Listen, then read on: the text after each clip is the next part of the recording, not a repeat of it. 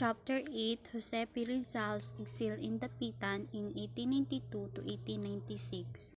Rizal maximized his stay in Dapitan by devoting much of his time in improving his artistic and literary skill, doing agricultural and civic projects, engaging in business activities, and writing letters to his friends in Europe, particularly to Ferdinand Berminent and Reinhold Rost.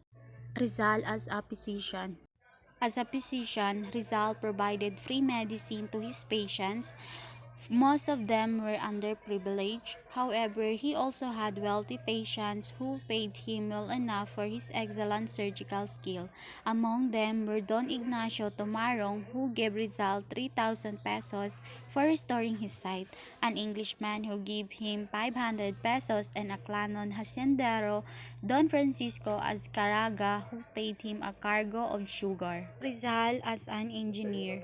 As an engineer, Rizal applied his knowledge through the waterworks system he constructed in Dapitan. Going back to his academic life, Rizal obtained the title of expert surveyor perito agrimensor from the Ateneo Municipal.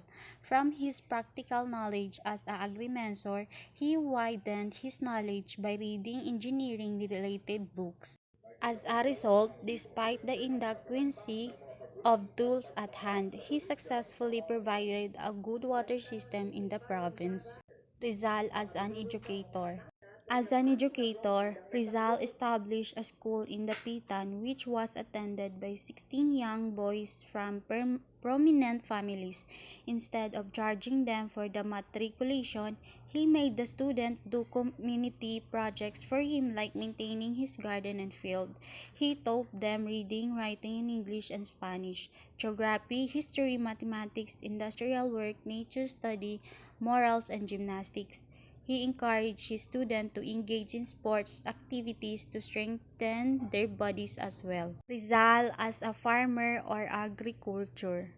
As an agriculturist, Rizal devoted time in planting important crops and fruit-bearing trees in his 16-hectare land. Later, reaching as large as 70 hectares, he planted cacao, coffee, sugarcane, and coconuts among many others. He even invested part of his earnings from being a medical practitioner and his 6,000 peso winnings from a lottery on lands. From the United States, he imported agricultural machinery and introduced to the native farmers of Dapitan the modern agricultural methods. Rizal as a businessman.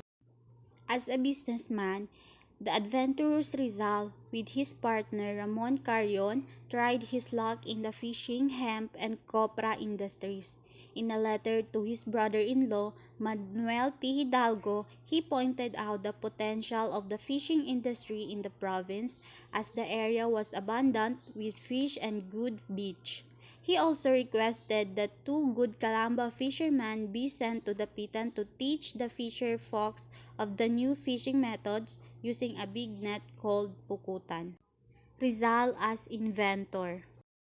Little was known of Rizal. In 1887, during his medical practice in Calamba, he invented a special type of lighter called sulpukan, which he sent to Blumentritt as a gift. According to Rizal, the wooden lighter's mechanism was based on the principles of compressed air. Another of his inventions was the wooden brick maker can manufacture about 6,000 bricks a day. Rizal as an artist. As an artist, he had contributed his talent in the Sisters of Charity who were preparing for the arrival of the image of the Holy Virgin. Rizal was actually the person who modeled the image, right foot, and other details. He also conceptualized its curtain, which was oil painted by a sister under his instruction. He also made sketches of anything which attracted him in Dapitan. Rizal as a linguist. As a linguist, Rizal was interested in the languages used in Dapitan. Thus, studies and made comparisons of the Visayan and Malayan languages existing in the region. In fact, Rizal had knowledge in 22 languages, which one is the Tagalog, Ilocano, Visayan, Subanon, Spanish, Latin, Greek, English, French, German, Arabic, Malayan, Hebrew, Sanskrit, Dutch, Catalan, Italian, Chinese, Japanese, Portuguese, Swedish, and also the Russian. Rizal as a scientist. As a scientist, Rizal shared his interest with nature to his students. With his boys, they explored the jungles and searched for specimens which he sent to museums in Europe, particularly in Dresden Museum. And that's all. My name is Masar Estatar from Via City 2C.